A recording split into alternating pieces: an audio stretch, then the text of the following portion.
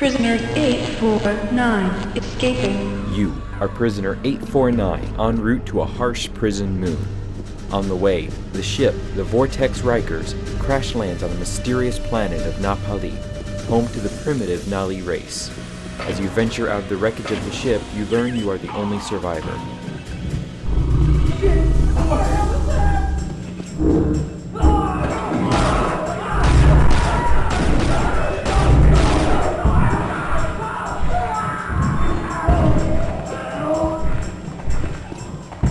Now you must fight your way through the evil alien Scourge and their allies in a desperate bid for survival.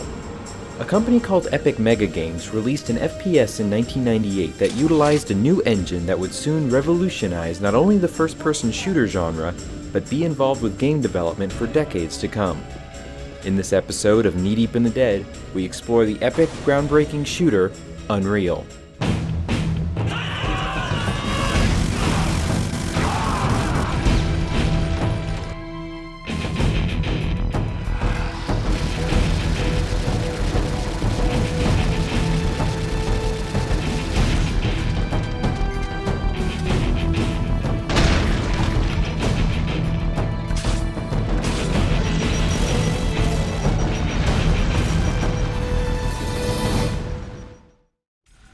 Unreal began as an idea from a designer named James Schmalz in 1994. Over the next 4 years, the game was shaped by Epic MegaGames, in part through the efforts of another developer by the name of Cliff Bleszinski, who believed that this game was going to be very important to the future of the company. The game utilized an entirely brand new engine, programmed in part by Epic MegaGames co-founder Tim Sweeney. Later referred to as the Unreal Engine, it included several new aspects that would be standards in the genre, such as faster rendering, collision detection, and better AI. The engine was also extremely easy to mod, making it very popular to use for other developers. The development of Unreal was long and challenging, but it was released on May 22, 1998 to much acclaim. The player's journey moves from the initial crash site through a huge variety of both indoor and outdoor locations. You encounter places such as Nali temples, including a particularly challenging water temple, Nali towns, Scourge mines, a waste treatment plant, a Nali monastery, and the Scourge mothership, culminating in a climactic confrontation with the Scourge Queen. The story of your journey is told through text sent to your universal translator. The overall flow of the game is more similar to Half-Life than Quake 2. You're given context clues through the text on what to do next, be it heading in one direction, flipping a switch, or destroying a generator. I took notice of one section of the story in particular. You learn that the Scourge kidnapped an officer from a ship that had crashed sometime before yours.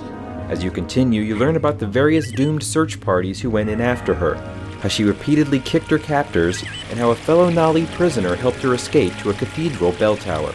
I genuinely hoped it would end okay, but upon arrival to the bell tower, you find her body and realize that the Scourge got there first. It was a section of story told entirely by scenery, text, and level design, but was one of the best I have ever encountered in an FPS to this point. You face a large variety of enemies during your journey, including the Scourge warriors themselves, the first encounter of which is in a very nicely scripted sequence after you turn off a generator. They are fast and brutal.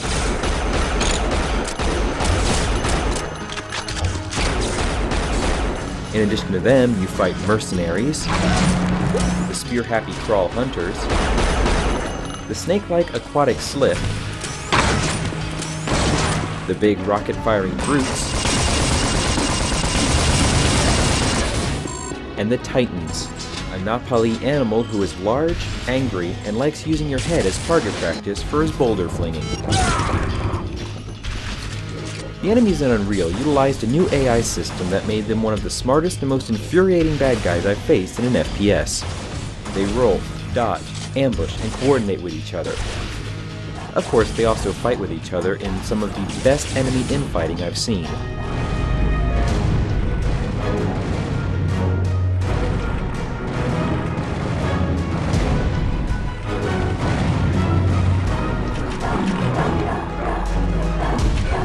They also have idle animations, such as these crawl-playing dice.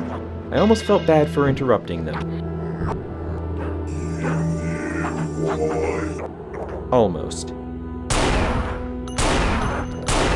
No good FPS would be complete without a good variety of weapons, and Unreal has them. You start with the Dispersion Pistol, somewhat weak but has the added advantage of being upgradable as you continue through the game. The Automag is a standard pistol but very accurate and useful as a way of hitting the more fast-moving enemies. You also get the child of the usual grenade launcher and missile launcher weapons, the 8-ball launcher. This wonderful piece of technology can lock onto enemies, firing missiles at them. It also has a secondary fire that drops the rounds like grenades. Also in your arsenal is the Flak Cannon, a brutal shotgun-like weapon, and the rifle. The rifle is capable of zooming in and, like the Automag, hits where you aim. Even more fun, it's capable of decapitating enemies. The world is varied and believable. It provides areas to shoot that range from narrow corridors to wide open plains and canyons. You see living space for both the NEligahn and the enemies. Each area seems to have a purpose somehow. Scripted events are well implemented, such as this moment where you destroy the Scar's mothership's generator.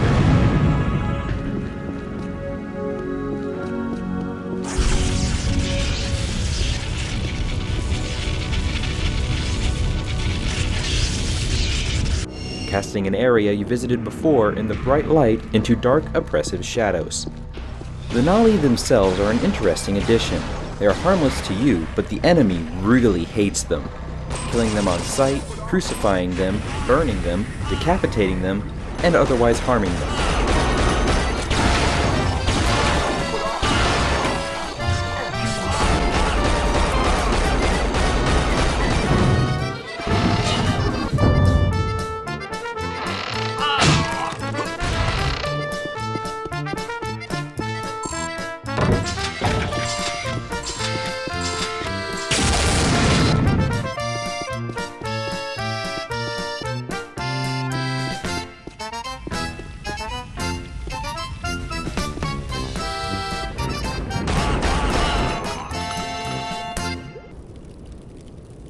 However, they can open secret areas for you. This makes keeping them alive a priority. Unreal legitimately surprised me as an overall shooting experience. Prior to this point, I had never played it before, but it was an amazing journey and a fine example of what the first-person shooting genre is truly capable of. But what if shooting isn't your thing? What if you prefer sneaking around a bit? Well, there's a game revolving around such a concept that stole its way onto shelves the same year as Unreal. And we'll get to that in the next episode. Until then, my friends, as always, game on and take care.